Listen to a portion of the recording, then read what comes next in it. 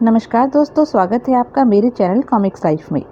शुरू करते हैं अनिल मोहन जी द्वारा लिखा गया देवराज चौहान सीरीज का एक और मज़ेदार उपन्यास बलि का बकरा पार्ट 4। गर्मी जोरों की पड़ रही थी, पसीना बह रहा था चेहरों पर। जगमोहन, इस फूस वाले कमरे के बाहरी तरफ भी छप्पर की दीवार खड़ी कर दो। मैं नहीं चाहता कि पास आने पर भी किसी की निगाह इस वैन पर पड़े। कॉटेज में पड़ा है छप्पर। आ डालचंद, इस फूस वाले कमरे की चौथी दीवार भी खड़ी कर दे, फिर वह वैन अच्छी तरह से ढक जाएगी। आधे घंटे की मेहनत करके उन दोनों ने फूस वाली चौथी दीवार को बांधकर खड़ा कर दिया। अब फूस वाले कमरे में पूरी तरह छाया थी, कहीं कहीं से रोशनी छनकर आ रही थी। सबने एक दूसरे को देखा। फिर देवराज चौहान बैठा और हाथ में पकड़ी रिवॉल्वर की नाल से वैन की बॉडी को ठकठकाकर बोला, तुम लोग मेरी आवाज़ सुन रहे हो?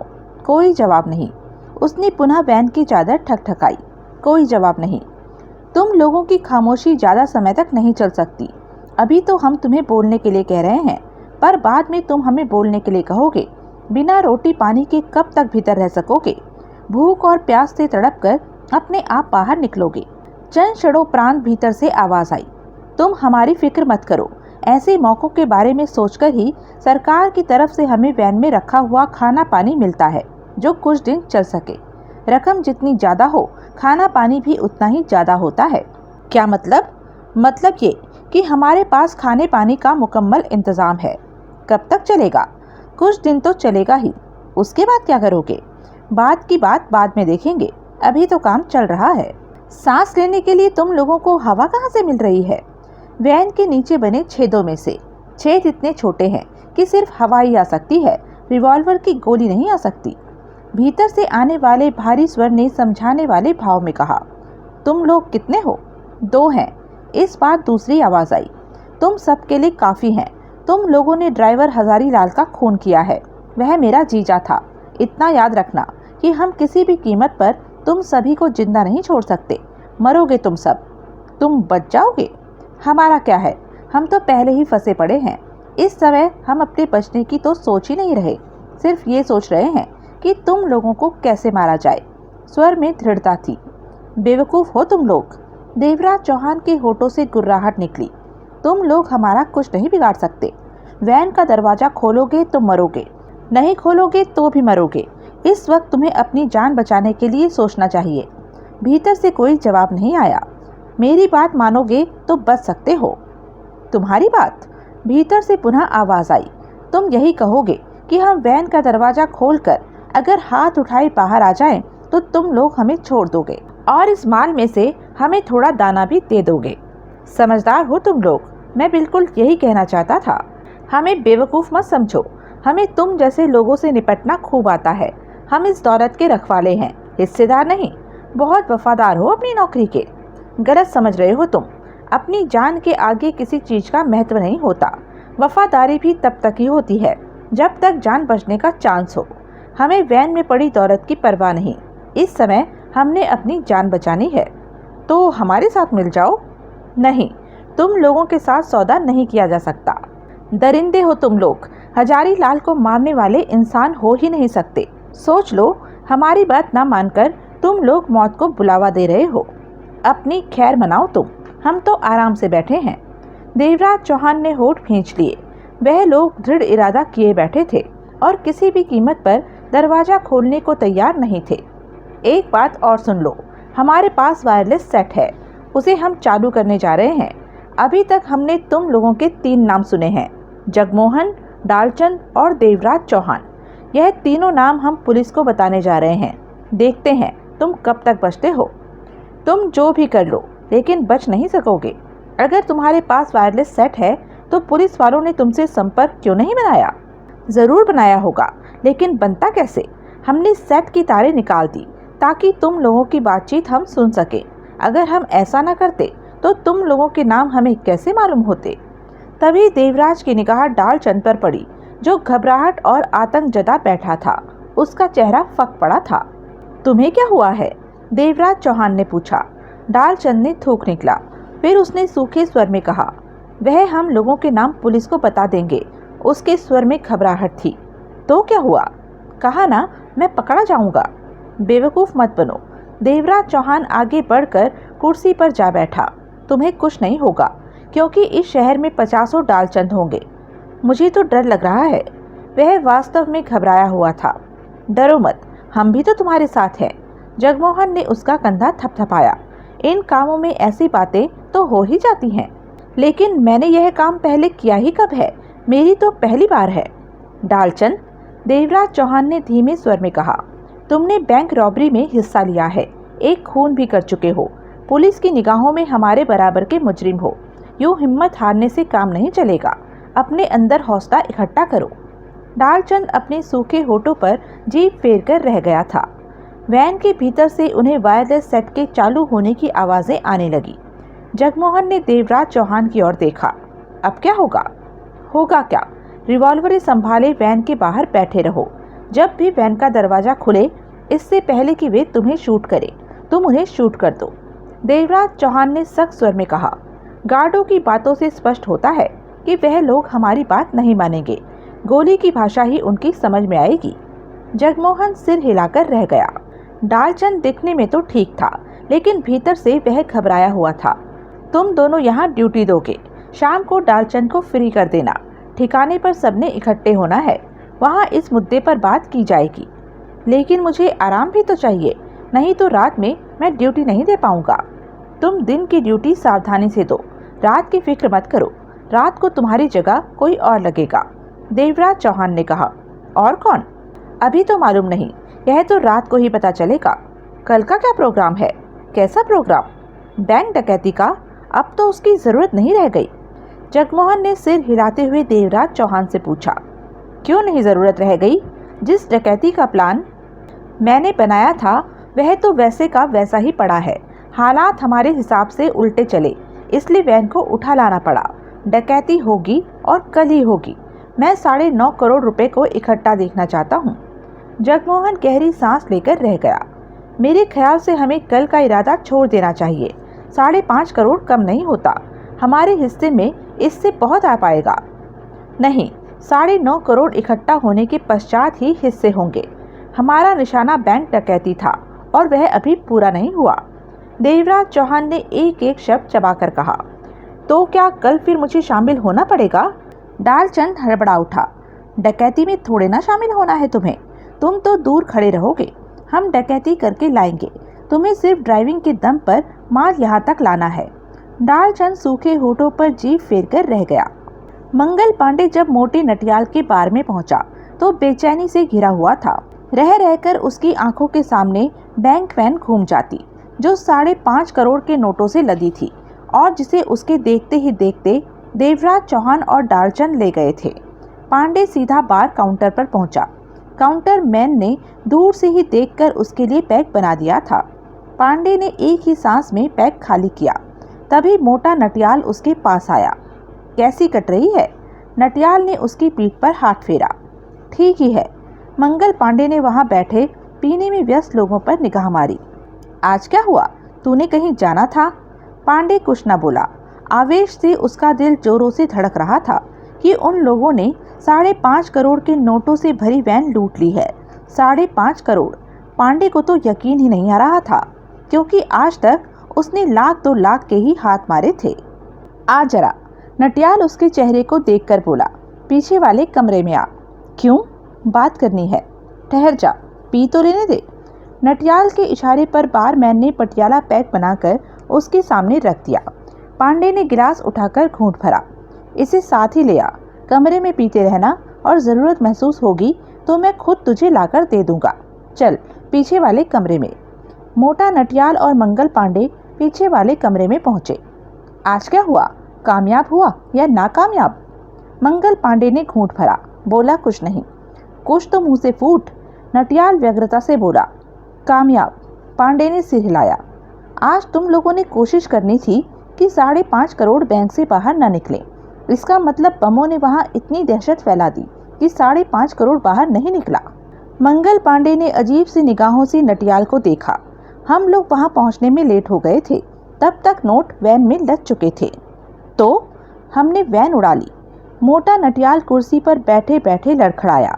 आंखें हैरानी से फैलकर चौड़ी होती चली गई। फिर उसने जल्दी से पलकें झपकी और बोला, तुम्हारा मतलब कि तुमने 5.5 करोड़ के नोटों से भरी वैन उड़ा ली? मंगल पांडे ने सहमति से सिर हिलाया। नटियाल अविश्वास भरी कनखियों से उसे देखता रह गया। विश्वास नहीं आता? तुम्हें जरूरत ही क्या है विश्वास करने की? अपना काम करो। बाई गॉड, 5.5 करोड़ की वैन उड़ा ली? नटियाल बड़बड़ाया, कितना बड़ा हाथ मारा है तूने, मर्दों वाला हाथ। अब कल तो कुछ नहीं होगा। मतलब कि बैंक डकैती? कह नहीं सकता, देवराज चौहान ही बताएगा इस बारे में। एक बात कहूँ? क्या? अगर वह कल बैंक डकैती करे तो तू मत करना। 5.5 करोड़ में से ही अपना हिस्सा लेकर साइड हो जा। क्यों खामखा की रिस्क लेता है? मंगल पांडे सोच में डूब गया। इसमें सोचने की क्या बात है? नटियाल ने उसकी बांह हिलाई है। नटियाल को देखकर मंगल पांडे ने गिलास में से घूंट भरा। बहुत ज्यादा बात सोचने की है। मैंने कल की डकैती में शामिल होने के लिए मना किया तो वह लोग मुझे कायर समझेंगे। वैसे भी ऐसा करना मेरे उसूल के खिलाफ है नटियाल। भाड़ में गया उसूल। अरे तू यह सोच कि अगर कल की डकैती में तू मारा गया तो तब क्या होगा? गया ना सब कुछ अपने हाथों से, माल भी और जान भी। मेरी राय कभी भी गलत नहीं होती। 5.5 करोड़ कम नहीं होते। तेरे पल्ले तगड़ा हिस्सा आएगा। सोचूंगा। अभी तो इस बारे में कुछ नहीं कह सकता। नटियाल ने सिगरेट सुलगाकर पूछा, वैन कहाँ है? 5.5 करोड़ के नोटों से भरी वैन तुम कहाँ छिपा कर आए हो? सुरक्षित जगह है ना वह? कहीं ऐसा तो नहीं वैन पुलिस के हाथों में पड़ जाए? मंगल पांडे ने होठ भींच लिए। चुप क्यों है? बोलता क्यों नहीं? मुझे नहीं पता वैन कहाँ है। मोटे नटियाल की कुर्सी जोरों से हिली। शादी करके आया है और कहता है बीवी का पता नहीं, वह कहाँ है? तू पागल तो नहीं हो गया? मैं सही कह रहा हूँ कि मैं नहीं जानता वैन कहाँ है। ऐसा कैसे हो सकता है? हो ही नहीं सकता। नटियाल ने टेबल पर घूंसा मारा। मंगल पांडे ने नटियाल को सारा किस्सा सुनाया। सुनकर नटियाल ने मुंडी को कई बार ऊपर नीचे किया। तो देवराज चौहान ने माल रखने का गुप्त ठिकाना किसी को नहीं बताया, सबसे छिपा कर रखा। तू भी नहीं जानता। उसका खास साथी जगमोहन है या फिर डालचंद? डालचंद इसलिए जानता है कि बैंक डकैती के बाद माल को उसी ने ठिकाने पर लाना था। हाँ, तूने सोचा है अगर देवराज चौहान गद्दारी कर गया तो तेरे हाथ कुछ भी नहीं आएगा? तेरे क्या, किसी के हाथ में भी कुछ नहीं आएगा। इसी बात को लेकर तो मुझे झुंझलाहट हो रही है, लेकिन मैं भी क्या करता। जब कोई नहीं बोला इस बात के खिलाफ तो मेरा बोलना भी ठीक नहीं था। जरा सा बोलने की कोशिश की तो वह साली बीच में बोल पड़ी थी। कौन? नीना पाटेकर?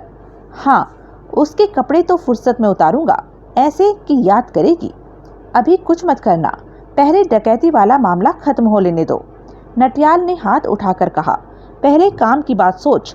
वैसे मैंने देवराज चौहान के 20 किस्से सुने हैं, लेकिन किसी भी किस्से में यह नहीं सुना कि दौलत के लिए उसने अपने साथियों को धोखा दिया हो।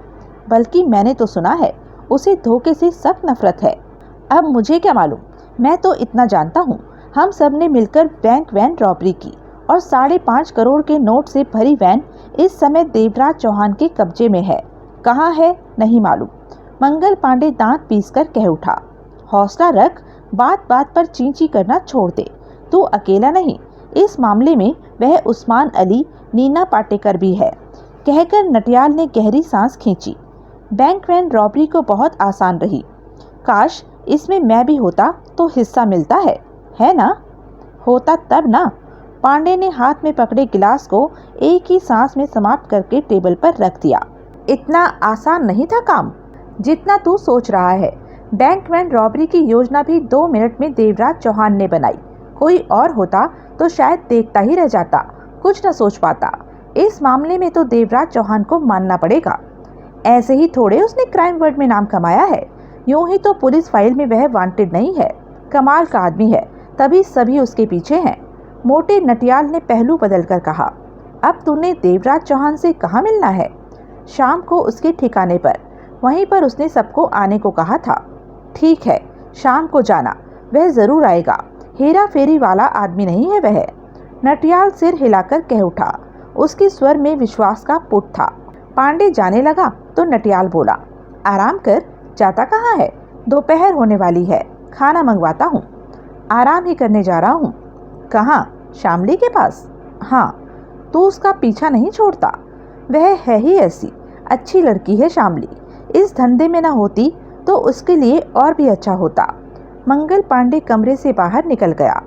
खूबचंद समुद्र की सतह पर बिखरे पानी की तरह शांत था, परंतु भीतर से वह ज्वालामुखी की भांति उबाल खा रहा था।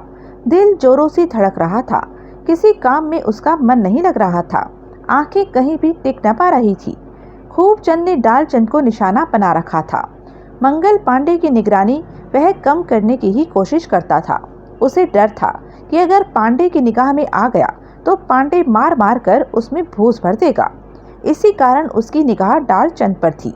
जो कुछ मामला अभी तक उसकी समझ में आया था, उससे वह इतना तो समझ गया था कि एक बार की पांडे के न मौजूद होने से काम चल सकता है देवराज चौहान का, परंतु डालचंद के बिना नहीं, क्योंकि डालचंद ने अपनी फास्ट और खतरनाक ड्राइविंग के दम पर माल को ठिकाने पर ले जाना था। खूबचंद आज सुबह ही डालचंद की निगरानी के लिए उसके घर के सामने जा डटा था। 8:30 बजे डालचंद तैयार होकर घर से बाहर निकला और टैक्सी लेकर वजीरचंद प्लेस जा पहुंचा। तब 9:15 बज गए थे। खूबचंद उसके पीछे था। उसने देखा कि डालचंद वजीरचंद प्लेस के सामने जेबों में हाथ डाले मंडराए जा रहा है। उसकी निगाह बार बार ग्राउंड प्लेस पर नजर आ रहे हिंदुस्तान बैंक की तरफ उठ रही थी। खूबचंद के मस्तिष्क को झटका लगा। तो क्या यह लोग इस बैंक में डकैती करने का ख्याल बनाए बैठे हैं? डालचंद यहाँ अकेला क्यों आया? बाकी के साथी कहाँ हैं? यह यहाँ घूमता हुआ क्या कर रहा है? फिर 9:50 पर बैंक खुला। बैंक कर्मचारी आते जा रहे थे। डालचंद बैंक के अहाते में प्रवेश करके एक तरफ खड़ा हो गया। खूबचंद देख रहा था कि डालचंद अब कुछ बेचैन होने लगा था। बार बार उसकी निगाह कलाई पर बंधी घड़ी की तरफ उठ रही थी, यानी कि इसके बाकी साथी भी आने वाले हैं। इस विचार के साथ ही खूबचंद कुछ और ओट में हो गया। फिर बैंक वैन वहां पहुंची। बैंक के मुख्य द्वार के करीब इस तरह खड़ी हो गई कि उसका पिछला दरवाजा बैंक के मुख्य द्वार की तरफ खुले। 5 मिनट के पश्चात ही बैंक के कर्मचारी बड़े बड़े भरे हुए थैले वैन में डालने लगे और साथ ही बड़े साइज के काले रंग के ट्रंक भी भीतर रखे गए। खूबचंद ने डालचंद को देखा। डालचंद के चेहरे के भावों को देखकर वह समझ गया कि डालचंद मन ही मन तड़पे जा रहा है। उसकी निगाह वैन पर ही थी। फिर डालचंद वहां से हटकर एक तरफ गया तो खूबचंद उसके पीछे था। उसने डालचंद को एक जगह सूसू करते देखा तो उसने भी धार मार ली। डालचंद पुनः अपनी जगह पर आकर जम गया। खूबचंद भी अपनी जगह पर आकर उस पर निगाह रखने लगा। फिर उसने देवराज चौहान, जगमोहन, नीना पाटेकर, मंगल पांडे और उस्मान अली को वहां पहुंचते देखा, जो पलों में ही दाएं बाएं बिखर गए थे। खूबचंद समझ गया कि अब कुछ होने वाला है। बहरहाल उसने सब कुछ देखा जो वहां घटा था। वह एकमात्र ऐसा इंसान था कि वहां होने वाली हर घटना का चश्मदीद गवाह था। फिर उसने बमों के धमाकों के बीच डालचंद को देखा, जिसने वैन ड्राइवर को गोली मारी और वैन ले उड़ा। उसके साथ में देवराज भी था। सारी घटनाएं समाप्त हो जाने के बाद सख्ते किसी हालत में खूबचंद अपने घर पर लौटा और 2 जमा 2 का हिसाब बिठाने लगा। घर आकर खूबचंद ने विचारों में फंसे खुद ही चाय बनाई। उसका दिल जोरों से धड़क रहा था। वह काबू में नहीं था, परंतु खुद पर किसी प्रकार काबू रखे हुए था। चाय के घूंट भरते हुए उसने हिसाब जोड़ा। इस बीच शामली उससे कोई बात करने आई, परंतु खूबचंद विचारों में इस कदर गुम था कि वह उसे कोई जवाब नहीं दे पाया। सोचने के पश्चात चाय समाप्त करके वह उठा और सीधा दोबारा वजीरचंद प्लेस जा पहुंचा था। वहां पर चारों तरफ पुलिस ही पुलिस बिखरी हुई थी। बमों के कारण तबाही का अच्छा खासा नज़ारा वहां पर मौजूद था। पूछताछ करने पर खूबचंद को मालूम हुआ कि जिस बैंक वैन को लुटेरे ले उड़े हैं उसमें 5.5 करोड़ रुपए नकद था। यह सुनते ही खूबचंद का दिल खूब जोर से उछला। 5.5 करोड़ नकद! खूबचंद सीधा घर पहुंचा और चाय बनाकर पीने लगा। लंच का समय हो रहा था, परंतु उसकी भूख गायब थी। वह 5.5 करोड़ से भरी बैंक वैन की ही सोचे जा रहा था। कहाँ होगी इस समय वैन? अगले ही पल उसके बदन में सिहरन दौड़ती चली गई। चाय का गिलास कसकर उसने हथेली में जमा लिया। वह लोग वैन को उसी फार्म पर ले गए होंगे जहां पर कल दिन में देवराज चौहान और डालचंद गए थे। यकीनन देवराज चौहान डालचंद को वह फार्म दिखाने ले गया होगा कि बैंक वैन को लेकर उसे कहाँ पहुँचना है। खूबचंद का दिल जोरों से धड़कने लगा। अपने इस विचार के बारे में उसे दो राय नहीं लगी। यकीनन 5.5 करोड़ के नोटों से भरी बैंक वैन उसी फार्म में इस वक्त पहुंच चुकी होगी। अब क्या किया जाए? खूबचंद का दिमाग खूबी के साथ दौड़ने लगा। इतनी जल्दी वह लोग वैन को खोलकर बंटवारा नहीं कर सकते थे। इस काम में वक्त लगेगा ही। वैसे भी 2-4 दिन उनका वहां छिपे रहना ही ठीक था। इस बात को वह लोग भी समझते होंगे। यानी कि कोई जल्दी नहीं। 2 दिन में वह आराम से सोच सकता है कि उसे क्या करना है। और मन ही मन उसने फैसला किया कि आज रात वह फार्म पर जाकर अपनी इस बात की तसल्ली करेगा कि उड़ाई गई बैंक वैन वहां पर है भी या नहीं। वह इस फैसले से निकला ही था कि मंगल पांडे वहां आ पहुंचा। मंगल पांडे को इस वक्त आया देखकर वह मन ही मन हैरान अवश्य हुआ, परंतु अपनी हैरानी को उसने फौरन दबा लिया और शांत भाव से पांडे को देखा। आज मंगल पांडे उसे देखकर मुस्कुराया। कैसे हो खूबचंद? मंगल पांडे हौले से हंसकर बोला। ठीक हूँ, खूबचंद ने शांत स्वर में कहा। मंगल पांडे ने उसके हाथ में पकड़े चाय के खाली गिलास पर निगाह मारी। क्या बात है, आजकल चाय से काम चला रहे हो? मंगल पांडे पुनः हंसा। रोकड़ा नहीं है, खूबचंद ने सिर हिलाकर कहा। खाली जेब है तो शामली से ले लेता। शामली के पास तो बोतलें होंगी। वो उसने अपने काम के लिए रखी हुई हैं, देती नहीं है। तुम भी भाई बहन अजीब हो। पांडे ने हंसकर जेब से 100 का नोट निकाला और उसे थमा दिया। जाकर ऐश कर। खूबचंद ने सिर हिलाकर नोट को थामा और बोला। पांडे, तू मेरी बात का बुरा क्यों मान जाता है? कौन सी बात? वो तेरी को उस दिन मैंने नटियाल के बारे में कही थी तो तू वह? मंगल ने सिर हिलाया, फिर बोला। देख, तू मेरे और शामली के बीच में मत आ। मैं यहाँ उसका ग्राहक बनकर नहीं आता, उसका दोस्त बनकर।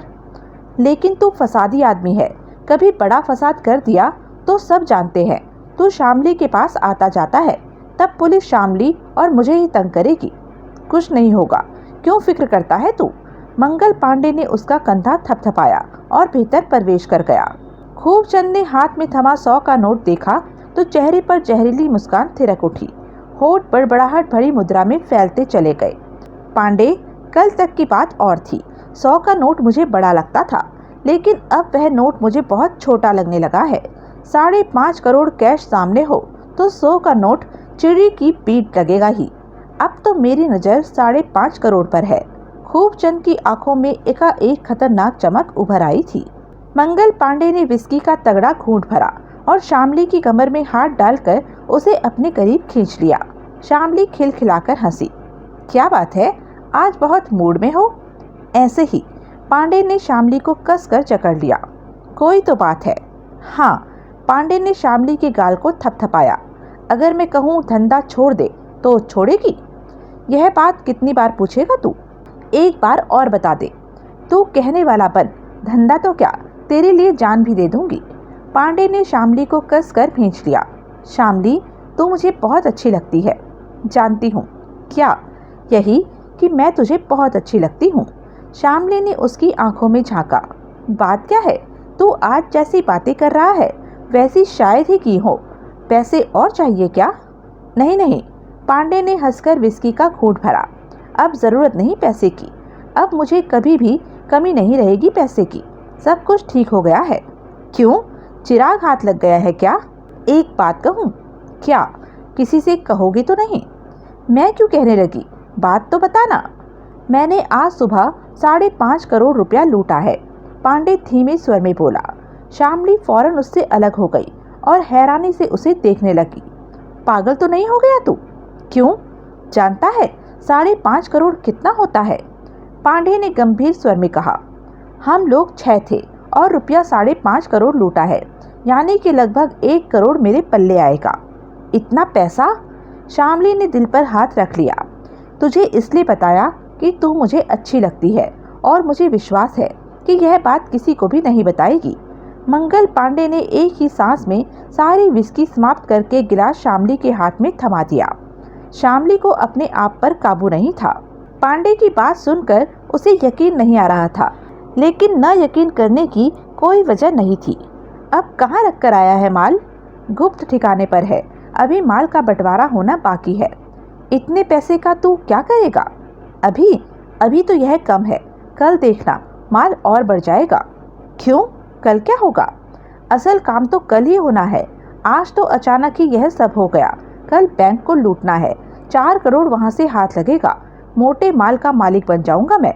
शामली ठगी सी उसे देखती रह गई। किन लोगों के साथ लगा हुआ है आजकल तू? यह रहने दे, नहीं बता सकता। क्यों? तेरे को उनके बारे में बताना दगाबाजी होगी। जितना बताना था बता दिया, गिलास में और डालकर ला। आज साला नशा ही नहीं चढ़ रहा है। पांडे मुंह बनाकर बोला। शामली गिलास में और विस्की भर लाई। पांडे ने गिलास लेकर तगड़ा घूंट भरा। एक बात बोलूं मंगल? 2 बोल। कल बैंक में डाका मत डालना। क्यों? पांडे ने होठ बनाकर उसे देखा। देख, ज्यादा लालच अच्छा नहीं होता। अगर कल तुझे डकैती में कुछ हो गया तो आज का करोड़ भी तेरे हाथ से जाएगा ना? मंगल पांडे की गर्दन हिलकर रह गई। यह 1 करोड़ कम नहीं है। इससे तो शराफत का बढ़िया धंधा भी कर ले तो आधा करोड़ बच सकता है। मानता है ना? मंगल विचारपूर्ण निगाहों से शामली को देखे जा रहा था। मैंने तुझे कभी गलत सलाह नहीं दी और इस वक्त मुझसे बढ़िया सलाह तुझे और कोई देगा भी नहीं। अपने बुरे कामों के इरादे पर यहीं पर बिंदी डाल दे। शामली ने गंभीर स्वर में कहा। ज्यादा लालच अच्छा नहीं होता। मंगल ने कुछ नहीं कहा। वह गहरी सोच में डूब गया। शामली उसका चेहरा निहारती रही, बोली कुछ नहीं। बाहर कान सटाए खूबचंद सुन रहा था। बार में पहुंचते ही मंगल ने मोटे नटियाल की बात थामी और खींचकर कोने में ले गया।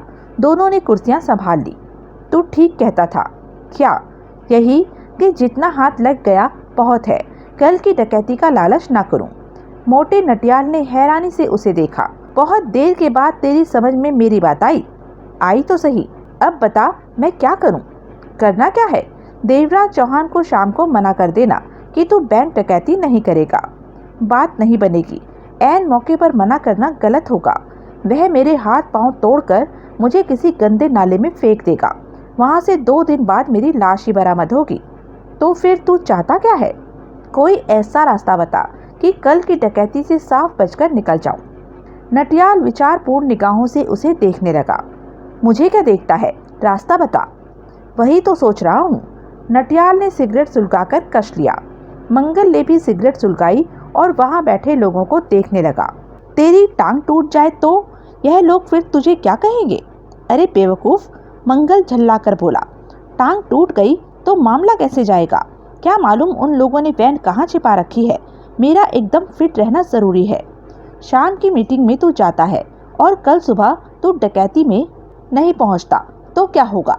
डकैती रुक जाएगी क्या? नटियाल बोला। नहीं, डकैती नहीं रुकने वाली। देवराज चौहान इस मामले को संभाल रहा है। फिर ठीक है, सुबह तू डकैती पर जाएगा। तेरी टैक्सी का एक्सीडेंट हो जाएगा।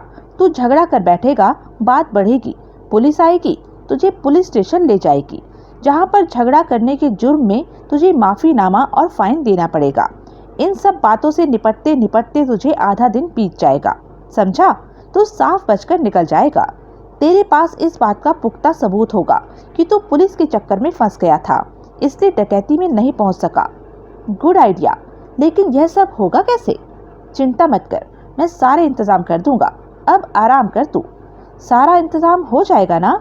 हाँ, पक्का हो जाएगा। ठीक है। मंगल ने सिर हिलाया। अब खाना मंगवा, जोरों की भूख लगी है। बैंक वैन रॉबरी की खबर सारे शहर की पुलिस तक पहुंच चुकी थी। ऐसी घटनाएं चूंकि शहर में आम होती रहती हैं, इसलिए इस बात को इतना बड़ा नहीं माना जा रहा था।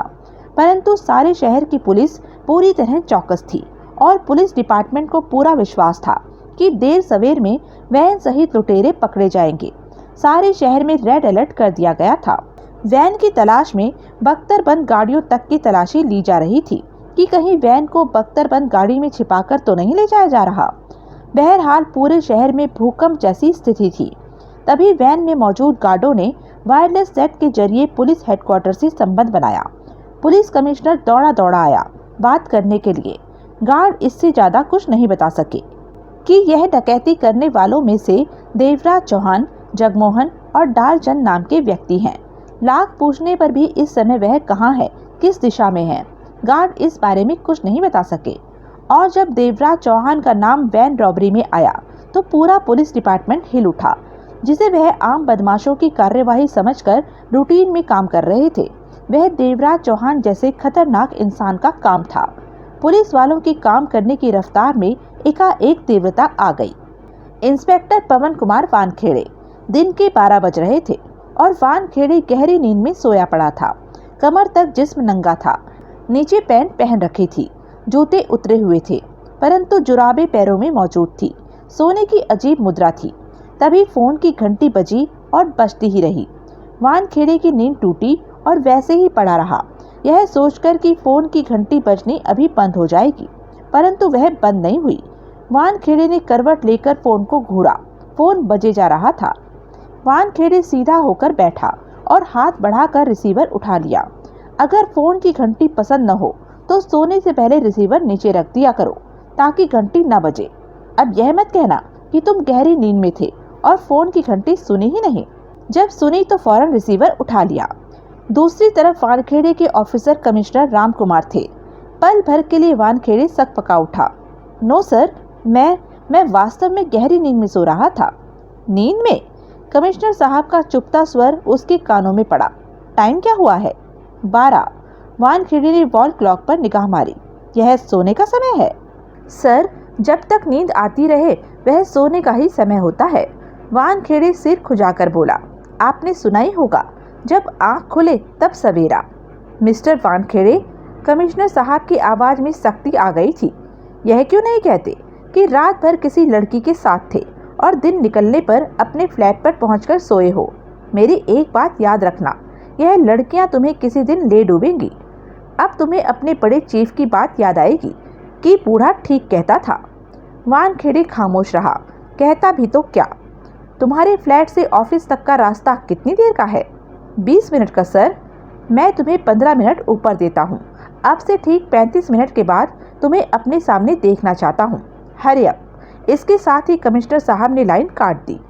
वानखेड़े ने रिसीवर रखा और उछलकर खड़ा हो गया। मस्तिष्क में खतरे की घंटी बज उठी। कमिश्नर साहब ने जिस लहजे में उसे बुलाया था, उससे जाहिर था कि बेहद खास मामला है और उसी के मतलब का है। 40वें मिनट वानखेड़े पुलिस हेडक्वार्टर में कमिश्नर साहब राम कुमार के सामने बैठा था। कमिश्नर साहब ने अपने बूढ़े चेहरे पर फिर सफेद बालों पर हाथ फेर कर सिगार सुलगाया। वानखेड़े को कमिश्नर साहब के अंदाज पर विश्वास हो गया कि मामला गंभीर है। आज सुबह 10:15 बजे वजीरचंद प्लेस में मौजूद हिंदुस्तान बैंक के अहाते से बैंक वैन को उड़ा लिया गया है। उसमें 5.5 करोड़ रुपया था। यस सर, ऐसी घटनाएं तो शहर में आए दिन हो रही हैं। यानी कि मेरी बात से इस केस में तुम्हारी दिलचस्पी नहीं जागी। वानखेड़े समझ गया कि कमिश्नर साहब अब और भी कुछ कहने जा रहे हैं। यह काम तुम्हारे पुराने वाकिफकार ने किया है। किसने? वानखेड़े चौंका। तुम्हारा पुराना वाकिफकार एक ही है जिसे तुम जेल की सलाखों के पीछे नहीं पहुंचा सके। कहते हुए कमिश्नर साहब ने वानखेड़े की आंखों में झांका। वानखेड़े की आंखें सिकुड़ गई। फिर अगले ही पल वह चौंका। देवराज चौहान? हाँ, देवराज चौहान। कमिश्नर साहब ने सिगार का कश लिया। मैं तुम्हें सारी घटना सिलसिलेवार बताता हूँ जो अभी तक मुझे मालूम हुई है। वैन बैंक के अहाते में नोटों के साथ तैयार खड़ी थी। वहाँ से रवाना ही होने वाली थी। ड्राइवर हजारी वैन की तरफ बढ़ रहा था कि तभी पावरफुल बम फेंके जाने लगे, कुछ इस तरह कि सब वैन से दूर हो जाए। वैन के करीब खड़े दोनों पुलिस वाले जान बचाकर फौरन साइड में हो गए। लुटेरों ने वैन संभाल ली। चारों तरफ आतंक का माहौल था। सबको अपनी जान की पड़ी थी। ड्राइवर हजारी वैन के पास जा पहुंचा तो लुटेरों ने उसे गोली मार दी और वैन लेकर फरार हो गए। तुरंत ही सारे शहर की पुलिस को सतर्क कर दिया गया। सड़कें सील कर दी गई, परंतु कोई फायदा नहीं हुआ। तो दो बातें लुटेरों के फेवर में गई। एक तो यह कि बैंक वैन आर्म प्रूफ थी, उस पर बारूद या गोलियों का कोई असर नहीं होता था। मोटी रकमों को ले जाने के लिए बैंक वालों ने खास तौर से वैन को ऐसा बनवाया था। और दूसरी बात? वानखेड़े ने पूछा। दूसरी बात यह कि वैन को चलाने वाला बहुत एक्सपर्ट था। वह बहुत ही खतरनाक ढंग से वैन को ले गया, इतनी तेज कि पुलिस वाले तक वैन की हवा न पा सके। देखने वालों का कहना है कि उन्होंने पहले इतनी खतरनाक ड्राइविंग नहीं देखी। वानखेड़े ने गंभीरता से सिर हिलाया। अगर वैन का ड्राइवर एक्सपर्ट न होता तो कहीं न कहीं वैन को घेरा जा सकता था। अंत तक पीछा किया जा सकता था, परंतु ऐसा नहीं हो सका। एक जगह वैन को घेरा भी गया तो वह लोग आर्म प्रूफ होने के कारण वैन को आसानी से वहां से निकालकर ले गए। वानखेड़े सिर्फ सिर हिलाकर रह गया। जिस वैन को लुटेरे ले भागे उस बंद वैन में 5.5 करोड़ की कैश रकम के साथ 2 गार्ड भी हैं, जिनके पास खतरनाक गने और वायरलेस सेट है। गार्डों ने बाहर वालों की बातें सुनी और वायरलेस सेट पर पुलिस वालों को बताया कि उन्हें 3 लोगों के नाम मालूम हो गए हैं जिन्होंने बैंक को लूटा है। वह 3 हैं देवराज चौहान और उसका साथी जगमोहन। तीसरा डालचंद नाम का कोई आदमी है। वानखेड़े की आंखों में चमक उभर आई, होठ भींच गए। कुछ और सर? और तुम जानो, पुलिस वालों से बात करो, वजीरचंद प्लेस जाकर जानकारी हासिल करो, या जो भी करना चाहते हो करो। आगे का काम तुम्हारी मर्जी से होगा। वानखेड़े उठ खड़ा हुआ। ध्यान से, वह देवराज चौहान है, कमिश्नर साहब ने चेतावनी भरे अंदाज में कहा। कोई बात नहीं सर, वानखेड़े कड़वे स्वर में कह उठा। मैं भी वानखेड़े हूँ। देखना तो यह है कि देवराज चौहान कब तक मुझसे बचता रहेगा। वानखेड़े सीधा पुलिस हेडक्वार्टर के कंट्रोल रूम में पहुंचा। कंट्रोल रूम के ऑफिसर को अपना कार्ड दिखाया, फिर बोला, बैंक वैन में मौजूद गार्डों का फिर कोई मैसेज आया? नो इंस्पेक्टर वानखेड़े, बस एक ही बार उन्होंने हमसे संपर्क बनाया था, ऑफिसर बोला। मैं उन गार्डों से बात करना चाहता हूँ, वायरलेस सेट पर उनसे संपर्क बना दीजिए। वानखेड़े ने सिगरेट सुलगाई और कंट्रोल रूम में मौजूद 10 सेटों पर बैठे आदमियों को तेजी से काम करते हुए बोला। सेटों से निकलने वाली आवाजों का शोर वहां मचा हुआ था। सॉरी इंस्पेक्टर वानखेड़े, यह अब संभव नहीं। उन दोनों गार्डों ने मुझसे और कमिश्नर साहब से खुलकर बात की है और कहा है कि वह खुद ही जरूरत पड़ने पर संपर्क बनाएंगे। हम संपर्क बनाने की चेष्टा न करें, वैसे भी उन्होंने सेट का तार निकाल रखा है। ऐसा क्यों? वानखेड़े ने होठ सिकोड़कर उसको देखा।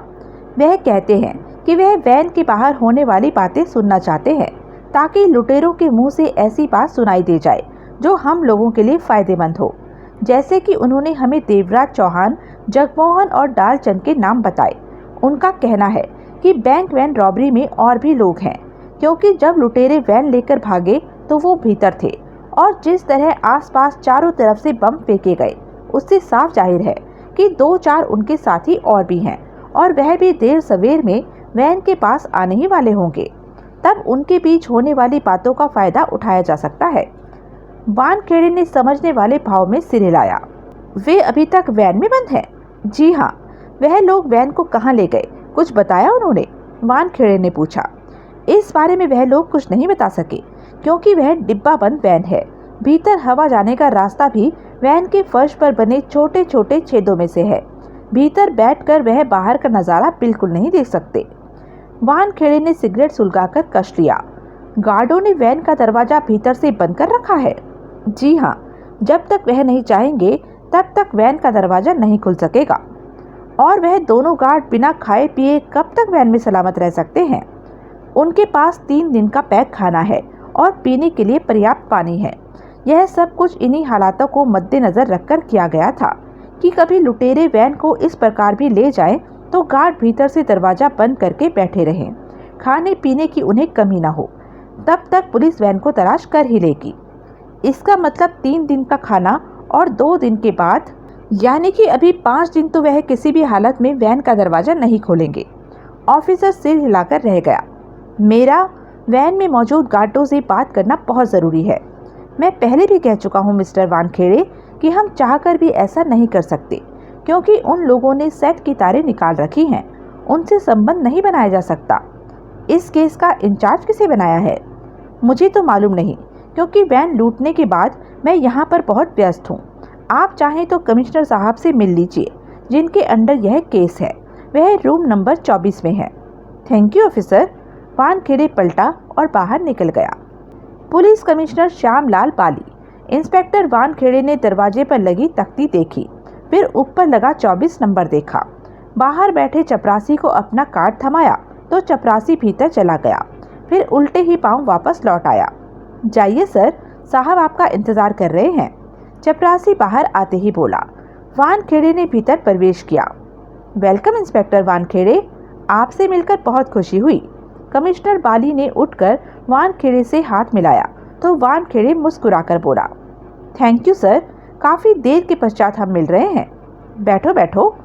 वानखेड़े बैठ गया और टेबल पर पड़ा अपना कार्ड उठाकर जेब में डाला।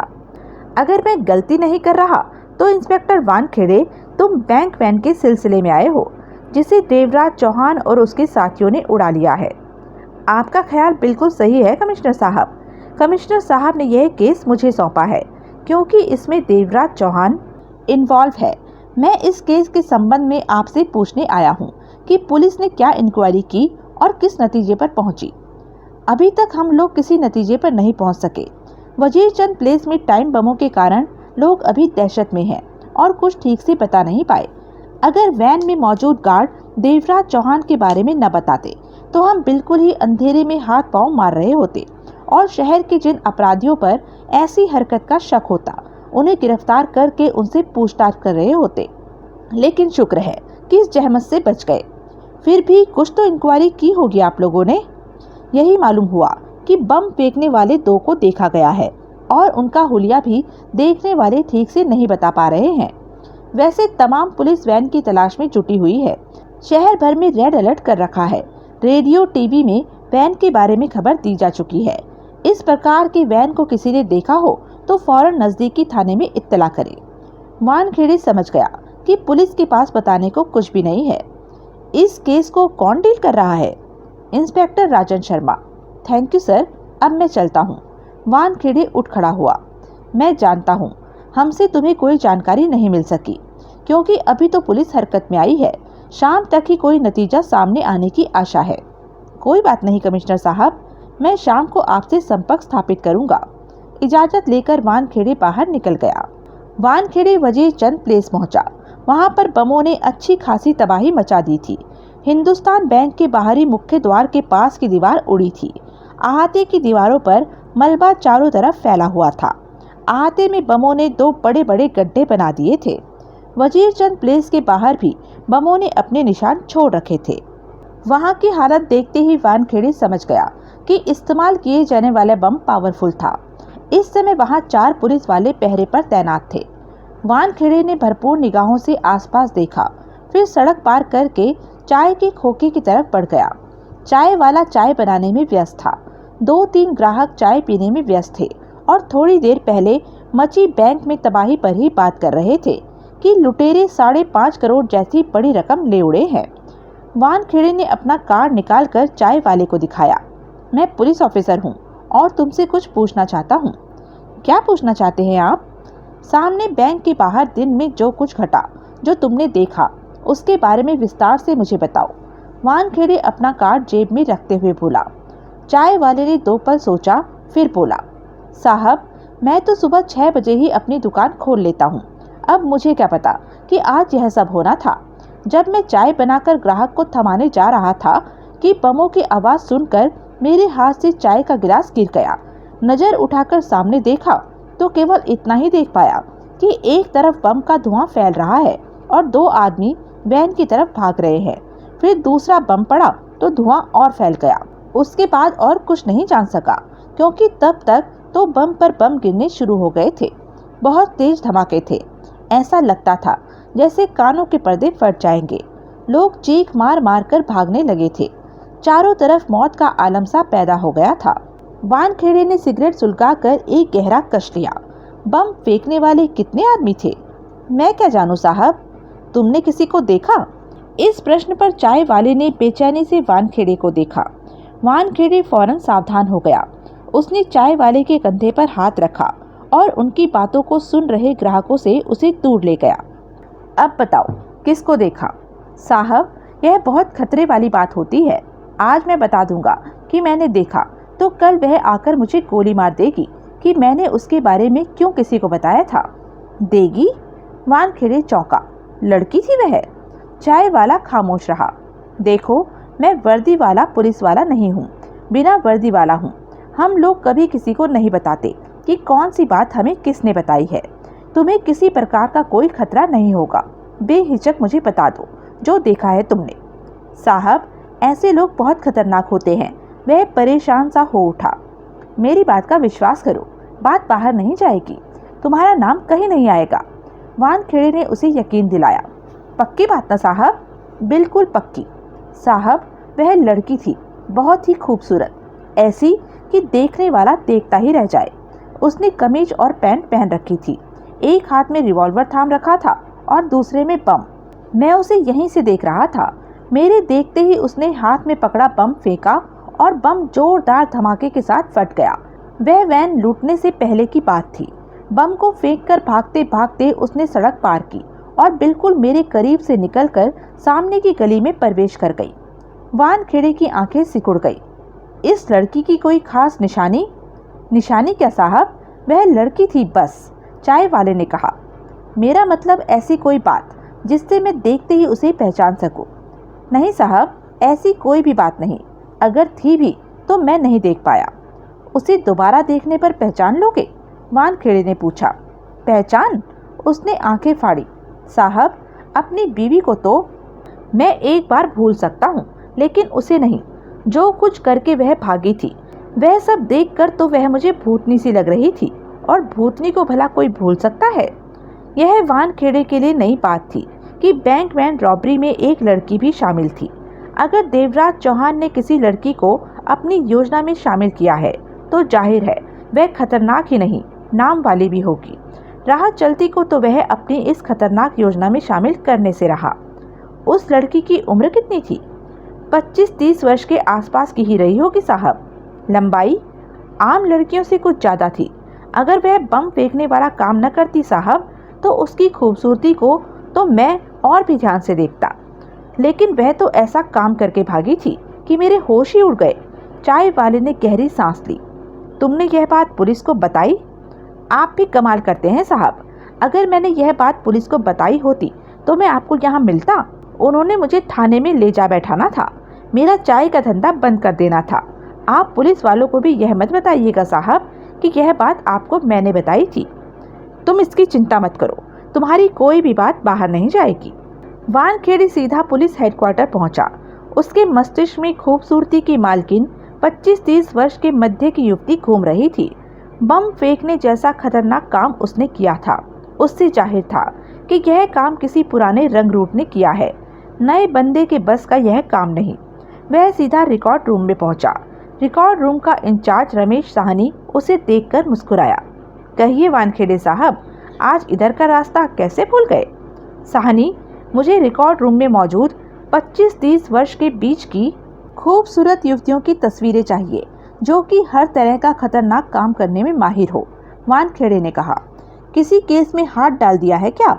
हाँ, जल्दी से युवतियों से संबंधित फाइलें निकालो, हम दोनों मिलकर तलाश करते हैं।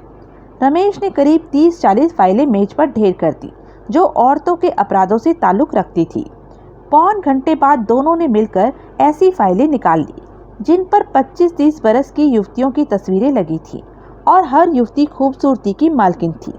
ऐसी 8 फाइलें थी। वानखेड़े ने 8 फाइलें उठाकर बांध ली। वानखेड़े साहब, ये फाइलें आप कहाँ उठाकर ले जा रहे हैं?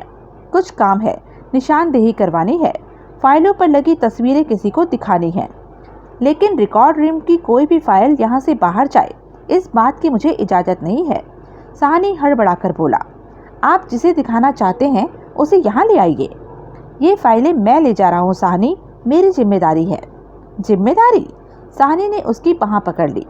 अगर कमिश्नर साहब को पता चल गया कि मैंने फाइलें बाहर जाने दी है तो मेरी नौकरी पर बनाएगी, और तब आपकी किसी भी तरह की जिम्मेदारी मेरे काम नहीं आएगी वानखेड़े साहब, क्योंकि मैंने अपनी ड्यूटी को पूरा नहीं किया। तुम कमिश्नर साहब से कह देना कि फाइलें मैं जबरदस्ती ले जा रहा हूँ। वानखेड़े ने सख्त स्वर में कहा और फाइलों सहित वह बाहर चला गया। वानखेड़े ने चाय वाले को फाइलों पर लगी हुई तस्वीरें दिखाई। चाय वाले ने एक फाइल पर लगी तस्वीर को फौरन पहचान लिया। साहब, यही थी वह भूतनी जिसने बम फेंके थे। वह नीना पाटेकर की तस्वीर थी और वानखेड़े अच्छी तरह से जानता था कि नीना पाटेकर खतरनाक गैंगस्टर थी कभी, परंतु साल भर पहले इसका गैंग खत्म हो गया था। साल भर से यह कहीं अंडरग्राउंड हुई पड़ी है। साल भर से इसने कानून विरोधी कोई हरकत नहीं की। सुनने में आया कि कोई नीना पाटेकर की जमा पूंजी को उड़ा ले गया है और यह जी जान से उसे तलाश कर रही है। अब सामने आई तो देवराज चौहान की साथी बनकर। ध्यान से देखो, हो सकता है पहचानने में कोई चूक हो रही हो। आराम से देखो, कोई जल्दी नहीं, वानखेड़े ने कहा। साहब, मैंने आपसे पहले ही कहा था कि अपनी बीवी को तो भूल सकता हूँ, परंतु इसे नहीं। यह 200% वही है जिसने सुबह मेरी आंखों के सामने बम फेंका और मुझसे 5 फीट की दूरी से भागते हुए निकली थी। चाय वाले ने दृढ़ विश्वास के साथ अपने एक एक शब्द पर जोर देते हुए कहा। अब शक की कोई गुंजाइश नहीं थी। वानखेड़े फाइलों सहित वापस पुलिस हेडक्वार्टर पहुंचा और एक केबिन का दरवाजा खोलकर अंदर प्रवेश कर गया। यह केबिन उसके असिस्टेंट सुधीर चावला का था, जो कि कुर्सी पर बैठा था और टांगे टेबल पर रखे गहरी नींद में था। उसके भीतर आने का सुधीर को जरा भी पता न चला।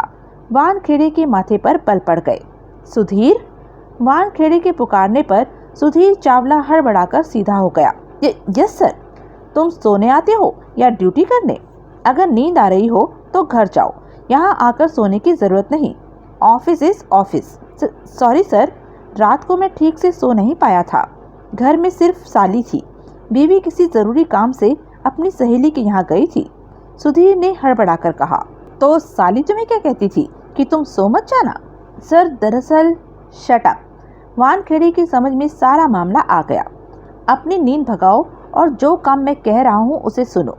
आज सुबह वजीरचंद प्लेस के अहाते से 5.5 करोड़ के नोटों से भरी वैन उड़ा ली गई। इस काम में बमों का इस्तेमाल किया गया। वैन में 2 गार्ड बंद है और उन्होंने वायरलेस सेट पर खबर दी है कि वैन रॉबरी करने वाले देवराज चौहान, जगमोहन और डालचंद नाम के आदमी हैं।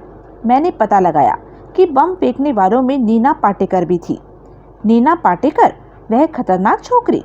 सुधीर चौंक कर सीधा हो गया। हाँ, फाइल पर लगी उसकी तस्वीर को अच्छी तरह से देख लो। पाटेकर का चेहरा मैं जानता हूँ सर, इसके केस पर मैं पहले भी काम कर चुका हूँ। लेकिन अब ये देवराज चौहान जैसे गैंगस्टर के साथ मिल चुकी है। देवराज चौहान तो एक बार पहले ही आपके हाथों से बच गया था। कब तक बचता रहेगा? तुम उसकी और पाटेकर की तलाश में जुट जाओ। Okay sir. फिर वानखेड़े ने रिकॉर्ड रूम में जाकर फाइलें साहिने को सौंप दी और तेजी से कमिश्नर साहब के ऑफिस की ओर बढ़ गया। कमिश्नर साहब वानखेड़े को देखते ही बोले, आओ मिस्टर वानखेड़े, मैं तुम्हारे बारे में ही सोच रहा था। क्या सोच रहे थे सर? बैंक वैन रॉबरी करने वालों का पुलिस से टकराव भी हुआ, लेकिन उसके बाद वैन को कहीं देखा नहीं गया। वैन आखिर कहाँ गायब हो गई? कमिश्नर साहब ने कहा। आपके पास क्या इस शहर की सड़कों का नक्शा होगा सर? कमिश्नर साहब ने मेज की दराज से नक्शा निकालकर उसे थमा दिया। सर, वैन को उड़ा ले जाने वाले 3 आदमियों के नाम वैन में मौजूद गार्डों ने वायरलेस सेट पर बताए हैं। जगमोहन, देवराज चौहान और डालचंद। डालचंद का तो कोई रिकॉर्ड ही नहीं है सर। कमिश्नर साहब ने सिगरेट सुलगाकर गंभीरता से सिर हिलाया। इतने बड़े शहर में बिना रिकॉर्ड वाले आदमी को तलाश करना असंभव है। कोशिश तो की जा सकती है सर। देखूंगा कि इस बारे में क्या हो सकता है। कमिश्नर साहब ने सिर हिलाया। कुछ मालूम हुआ कि इस काम में कितने आदमी थे? हाँ सर, एक को तो पहचान भी लिया गया है। वह नीना पाटेकर नाम की एक खतरनाक गैंगस्टर है सर। कैसे जाना? वानखेड़े ने सारा विवरण बताने के बाद कहा। सुधीर को मैंने पाटेकर की तलाश पर लगा दिया है और बाकी सब के बारे में भी जल्दी से मालूम हो जाएगा। ठीक है, तलाश जारी रखो। चंद और बातों के पश्चात वानखेड़े ने कमिश्नर साहब से विदा ली और बाहर आ गया। जगमोहन दोपहर का खाना ले आया था। डालचंद और देवराज चौहान ने मिलकर खाना खाया। जगमोहन वैन के पास पहुंचा और वैन की बॉडी को ठक-ठकाकर बोला, क्यों खुद को गर्मी में बंद कर रखा है? बाहर आकर खाना खा लो। हमारे पास भी खाना है। वैन के अंदर से आवाज आई। हमारे पास पालक पनीर है। बाय गॉड, बहुत ही बढ़िया। इस समय हम दोनों मटर पनीर खाने की तैयारी कर रहे हैं। जगमोहन ने बुरा सा मुंह बनाया।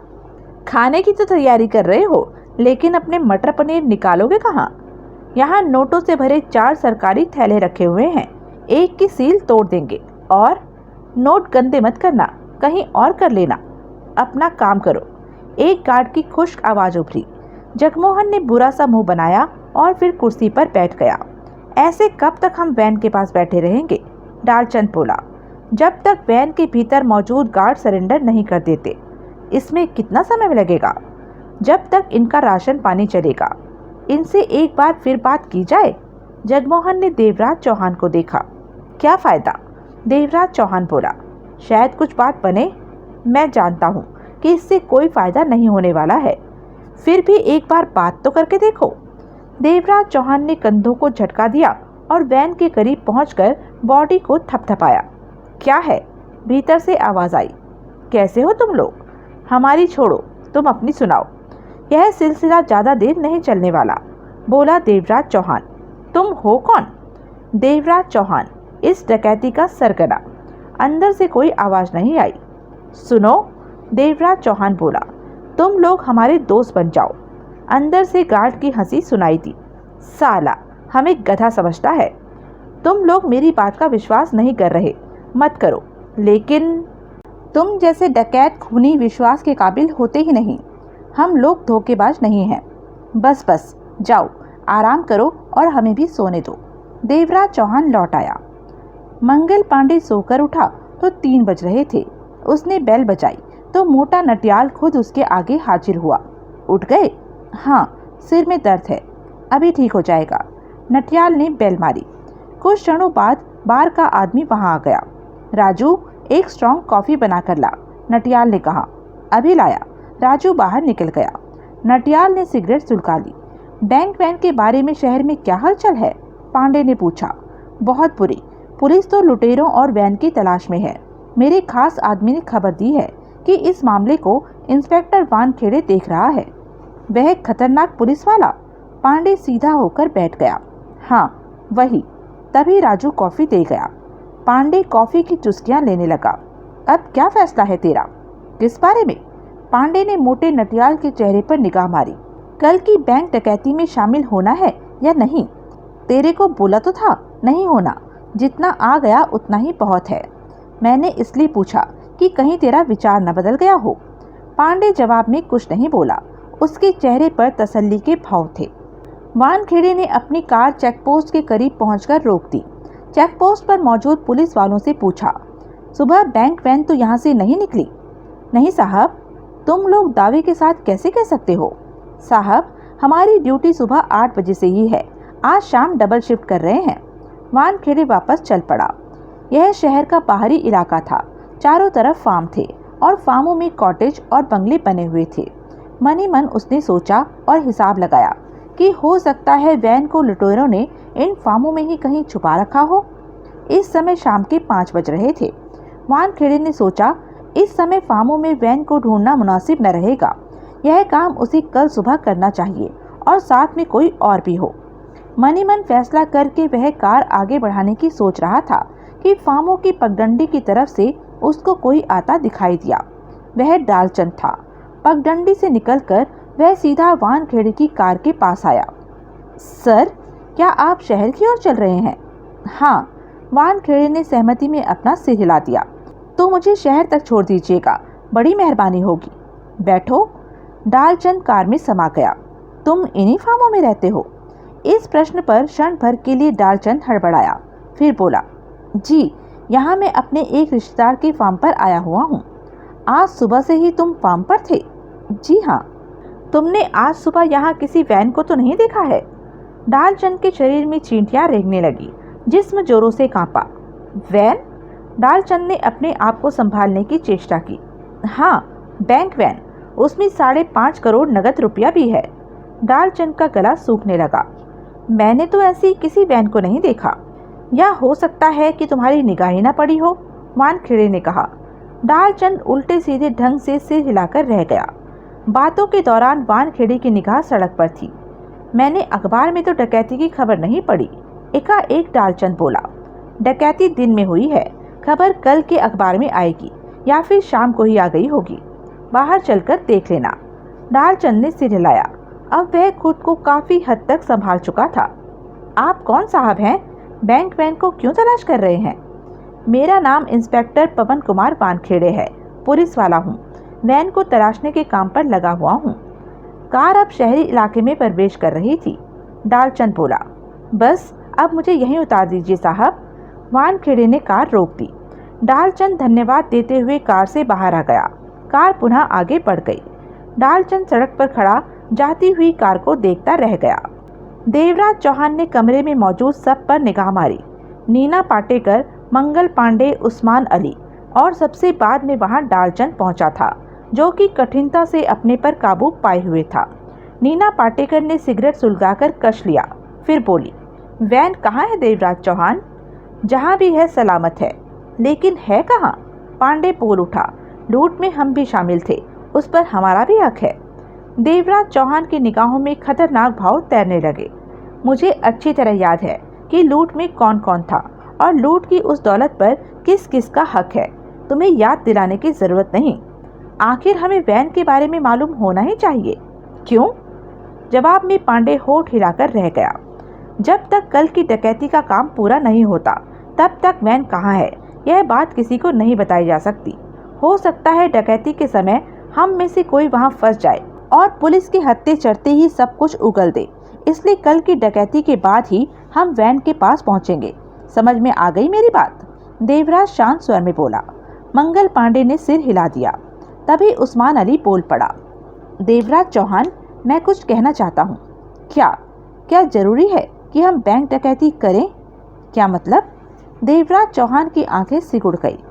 उस्मान अली पल भर के लिए हिचकिचाया, फिर कह उठा, यह ठीक है कि आज हमारे प्लान में बैंक वैन को उड़ाना नहीं था, परंतु हालात ऐसे हो गए कि उड़ाना पड़ा।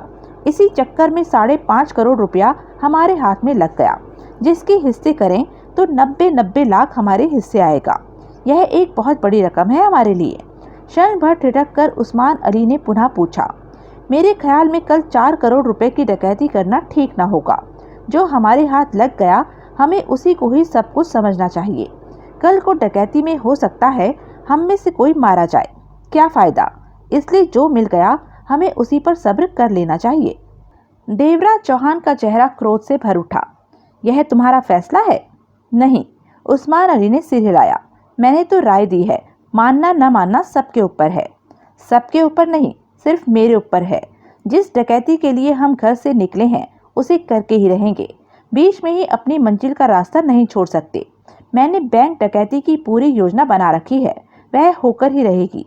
अगर इतने से ही तसल्ली होने वाली होती तो मैं बैंक वैन रॉबरी का ही प्लान बनाता, बैंक डकैती का नहीं। मैं हर हाल में हर कीमत पर 9.5 करोड़ रुपया इकट्ठा सामने देखना चाहता हूँ, उसके बाद ही हिस्से होंगे। देवराज चौहान ने सबके चेहरों पर निगाह मारी। इस सारी रकम को इकट्ठा पाने के लिए ही तो आज हम बैंक पहुंचे थे कि 5.5 करोड़ आज बैंक से न निकले, कल ही निकले, और निकलने से पहले ही हम बैंक में डकैती डालकर सारा पैसा अपने कब्जे में कर लें। जिस मकसद के लिए हम लोग इकट्ठे हुए थे, वह अभी पूरा नहीं हुआ। खुद को कायर मत बनाओ, मेरे साथ कंधे से कंधा मिलाकर चलो। देवराज ठीक कहता है, नीना पाटेकर बोल उठी। जिस मकसद के लिए हम इकट्ठे हुए थे, वह अभी पूरा नहीं हुआ है। हमें वैन में मौजूद 5.5 करोड़ रुपए को तब तक भूल जाना चाहिए जब तक हम कामयाब बैंक डकैती न कर ले, और यह डकैती कल सुबह होगी। मंगल पांडे फौरन बोला, मेरा भी यही कहना है कि 5.5 करोड़ को अपने पल्ले देखकर हमें बैंक डकैती का विचार त्यागना नहीं चाहिए, यह बुजदिली होगी। डालचंद मुंह बंद किए खामोश बैठा सबको देखे जा रहा था। उसकी आंखों के सामने वानखेड़े का चेहरा घूम रहा था। किसी को कल होने वाली डकैती पर ऐतराज है तो आवाज उठा सकता है। उस्मान अली बोला, तुम मेरी बात को गलत समझ रहे हो देवराज चौहान। मैंने तो सिर्फ एक ही राय दी थी। अगर राय सबको पसंद होती तो ठीक, अब पसंद नहीं तो मुझे क्या ऐतराज। मैं तो तुम सबके साथ ही हूँ। यूं भी काम को आधा अधूरा छोड़ना मेरी आदत नहीं है। कई पलों तक वहां खामोशी छाई रही। देवराज चौहान ने खामोशी तोड़ी। आज हिंदुस्तान बैंक से बैंक वैन को उड़ाया गया है, पावरफुल बम फेंके गए हैं, इसलिए कोई सोच भी नहीं सकता कि कल फिर उसी बैंक में कोई डकैती करने का साहस कर सकता है। यह बात हमारे लिए फायदेमंद है। दोपहर बाद मैंने वहां जाकर देखा, सिर्फ 4 पुलिस वाले बैंक की निगरानी पर हैं, जिनसे हमें कोई फर्क नहीं पड़ेगा। कल हम आज की ही तरह आसानी से कामयाब होंगे, इस बात का मुझे पूरी तरह विश्वास है। हर कोई देवराज चौहान के चेहरे को देख रहा था, जहां पर दृढ़ता का समंदर उछाले मार रहा था। जगमोहन कहाँ है? एकाएक मंगल पांडे बोला। बैंक वैन की निगरानी पर। वह अकेला ही बैंक वैन की निगरानी कर रहा है? पांडे ने हैरानी से पूछा। हाँ, कम से कम 2 तो होने चाहिए थे। अवश्य होने चाहिए थे, लेकिन हमारे पास आदमियों की कमी है। बैंक वैन के मुद्दे पर मैं तुम लोगों से बात करना चाहता हूँ, लेकिन उससे पहले कल की डकैती पर बात कर ली जाए। कल की डकैती की योजना मैं सबको बता देना चाहता हूँ। कहने के साथ ही देवराज चौहान ने जेब से तह किया बड़ा सा कागज निकाला और डालचंद की तरफ बढ़ाकर बोला, वजीरचंद प्लेस से उस जगह पर पहुंचने के मैंने 6 रास्ते बना रखे हैं, समझे, जहां पर तुम्हें डकैती का माल पहुंचाना है। रास्ते भर के नक्शे के रास्ते को अच्छी तरह समझ लेना। कल तुम्हें और भी सावधानी से काम लेना होगा, क्योंकि आज की घटना के कारण कल पुलिस पहले से ही शहर की सड़कों पर दौड़ रही होगी। आज तो बुलेट प्रूफ वैन ने हमें बचा लिया, कल हमारे पास आम कार होगी। डालचंद ने गंभीर भाव से कागज थाम लिया। उसके बाद देवराज चौहान ने सबको बैंक डकैती की योजना बताई। आधा घंटा वह बताता रहा कि डकैती पर काम कैसे करना है, किस किस को क्या करना है। बैंक का भीतरी नक्शा उसने कम से कम 3 बार सबको बताया, ताकि अच्छी तरह याद हो जाए। सबने डकैती के संबंध में कई सवाल पूछे। देवराज चौहान उन्हें उनकी बातों का जवाब देता रहा। कुल मिलाकर इस मुद्दे पर बात करते हुए उन्हें 1 घंटा लग गया। जब डकैती की योजना का मुद्दा समाप्त हुआ तो पांडे बोला, डकैती के दौरान जो अलग हो जाएगा वह कहाँ पर मिलेगा, क्योंकि किसी को तो यह नहीं मालूम कि माल रखने का ठिकाना कहाँ है और कहाँ पहुँचना है। ऐसी नौबत आने पर डकैती में अलग हो जाने वाले को दोपहर बाद यहीं आ जाना है। मैं, जगमोहन या और कोई आकर उसे ले जाएगा, और तुम लोग अपने मन से इसका वहम निकाल दो कि मेरे द्वारा दौलत में कोई धोखेबाजी हो सकती है। मुझे दगाबाजी से सख्त नफरत है। अगर मैं तुम लोगों को जगह नहीं बता रहा तो सिर्फ सावधानी के कारण। डालचंद को वह जगह बतानी जरूरी थी, क्योंकि इसी ने तो डकैती के माल को वहां तक पहुंचाना है। कल डकैती के बाद हम सब यहाँ पर होंगे, 9.5 करोड़ के बीच होंगे, परंतु इस समय हमारे सामने बहुत बड़ी समस्या खड़ी हो गई है। इस कठिनाई को सॉल्व करना बेहद जरूरी है। कैसी समस्या? नीना पाटेकर के माथे पर बल पड़ गए। देवराज चौहान ने सिगरेट सुलगाई और सिर हिलाकर बोला, जिस बैंक वैन को हमने आज सुबह उड़ाया, उस बैंक वैन के भीतर 2 सख्त इरादों वाले गार्ड हैं, जिनके पास गने हैं। दरवाजा भीतर से ही बंद किया जा सकता है, खोला जा सकता है। बाहर से दरवाजा बंद या खोलने का कोई प्रबंध नहीं। सांस लेने के लिए उन गार्डों को वैन के फर्श पर बने छोटे छोटे छिद्रों में से हवा मिल रही है। खाना उनके पास कुछ दिन का है, पीने को पानी है। वह जब भी चाहें वैन का दरवाजा खोलकर अपनी गनों से गोलियों की बरसात कर सकते हैं। यानी कि इस समय वह दोनों गार्ड वैन सहित 5.5 करोड़ के मालिक बने बैठे हैं। नोटों से भरी वैन हमारे पास होने पर भी हम नोटों से बहुत दूर हैं। उस दौलत तक हमारी पहुंच नहीं। सुनते ही सब सकते किसी हालत में रह गए। और तो और उनके पास वायरलेस सेट है। वायरलेस के जरिए वह जब भी चाहें पुलिस हेडक्वार्टर से बात कर सकते हैं। सब ने बेचैनी से पहलू बदला। कई पलों के लिए वहां पैना सन्नाटा छाया रहा। तो उन्होंने यह भी जान लिया होगा कि वैन इस वक्त कहाँ है। नहीं, देवराज चौहान ने मंगल पांडे की बात काट कर कहा, तुमने शायद वैन को सही ढंग से देखा नहीं। वह डिब्बा बंद वैन है, बुलेट प्रूफ, आर्म प्रूफ है। भीतर से बाहर और बाहर से भीतर नहीं झांका जा सकता। डिब्बा बंद वैन में ड्राइवर की तरफ खुलने वाली छोटी सी खिड़की है, जिसे सिर्फ भीतर मौजूद गार्ड ही खोल सकते हैं। उस खिड़की में कठिनता से एक हाथ ही भीतर घुस सकता है, और वह गार्ड किसी भी कीमत पर उस खिड़की को इसलिए नहीं खोलेंगे कि कहीं उनके लिए घात लगाए कोई खिड़की पर बैठा न हो और उसके खुलते ही भीतर की तरफ कोई गोली न दाग दे। ओह, उस्मान अली के होठों से निकला। लेकिन नीना पाटेकर बोली, अब इस समस्या का हल क्या है? हल ही तो हमने निकालना है। उनके पास कितने दिन का खाना पानी है? नीना पाटेकर ने एकाएक पूछा। इस बारे में यकीन के साथ कुछ नहीं कहा जा सकता। 5-7 दिन का तो होगा ही। मान लिया जाए 7 दिन का खाना है गार्डों के पास। नीना पाटेकर बोली, उसके बाद वह क्या करेंगे? तब तो भूख प्यास के मारे हाथ उठाकर उन्हें बाहर आना ही होगा। ऐसा भी हो सकता है।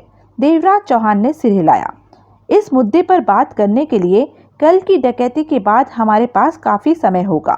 इस समय सबसे बड़ी समस्या है कि वैन की निगरानी कौन करेगा।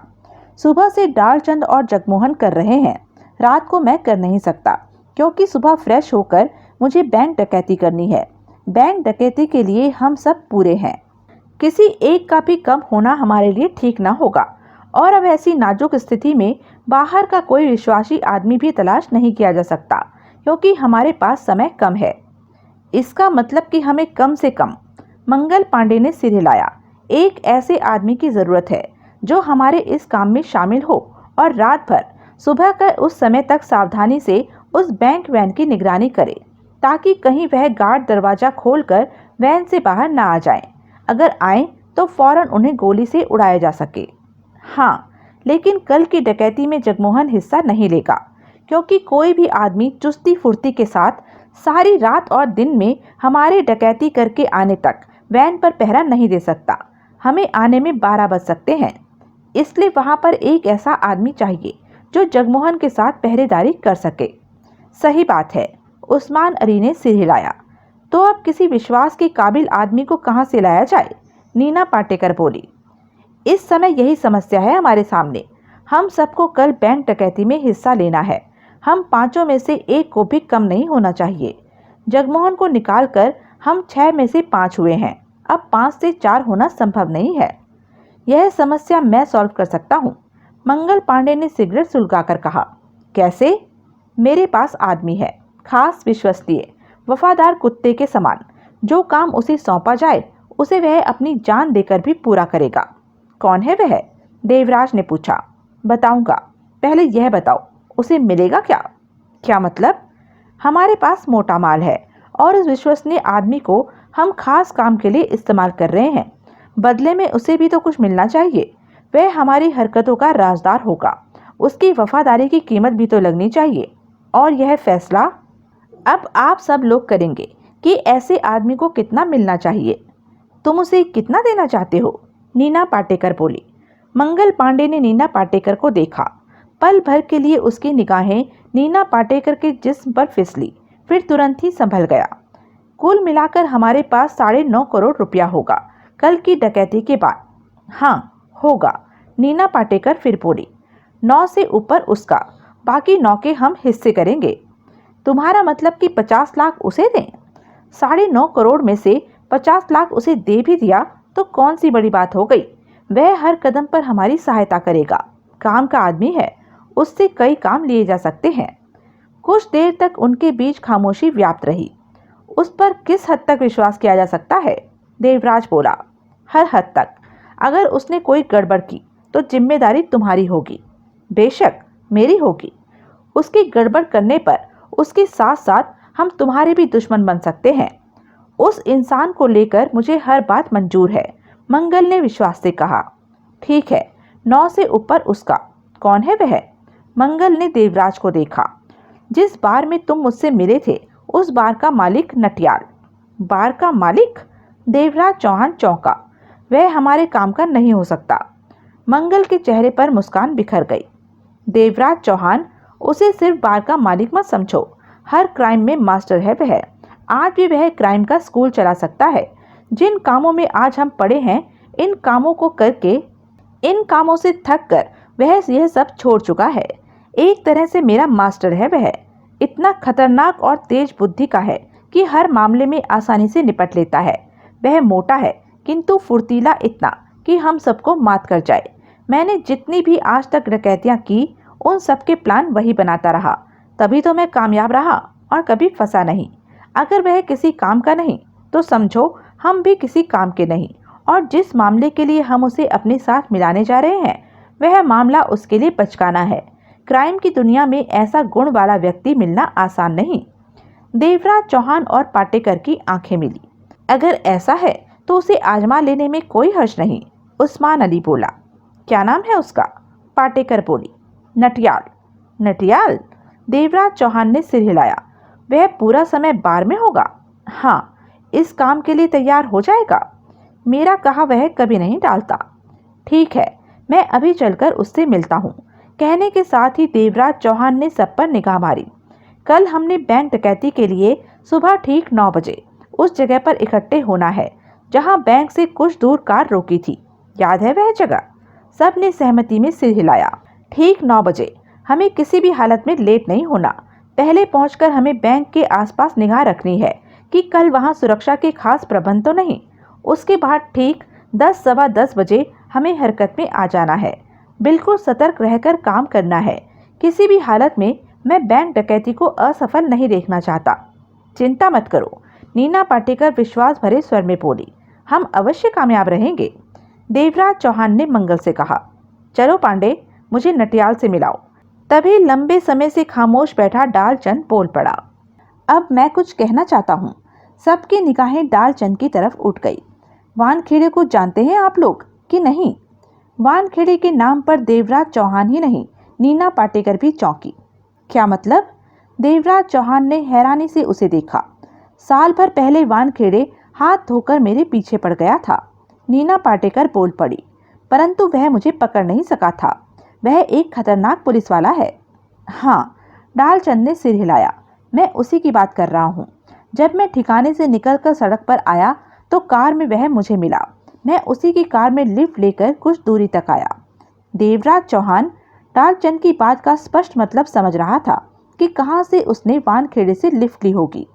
उसने अपना नाम और विभाग बताया, फिर पूछा कि इस तरफ दिन में मैंने कोई बैंकमैन तो आती नहीं देखी। मैंने मना कर दिया कि नहीं देखी। सवाल यह पैदा होता है कि सुबह हमने वैन डकैती की और शाम को 5 बजे वह उसी इलाके में मंडरा रहा था जिस इलाके में वैन छिपा रखी है। इतनी जल्दी वह वहां कैसे पहुंच गया?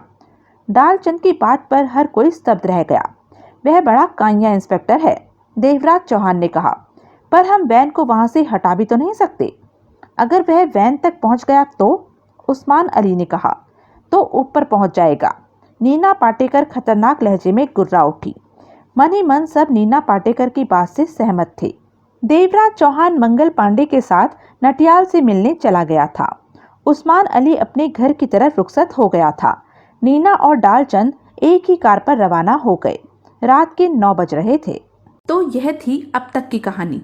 आगे की कहानी जानने के लिए बने रहें मेरे साथ। और हाँ, मेरे चैनल को लाइक, शेयर और सब्सक्राइब करना ना भूलें। और कमेंट करके ज़रूर बताएं कि यह वीडियो आपको कैसा लगा। धन्यवाद।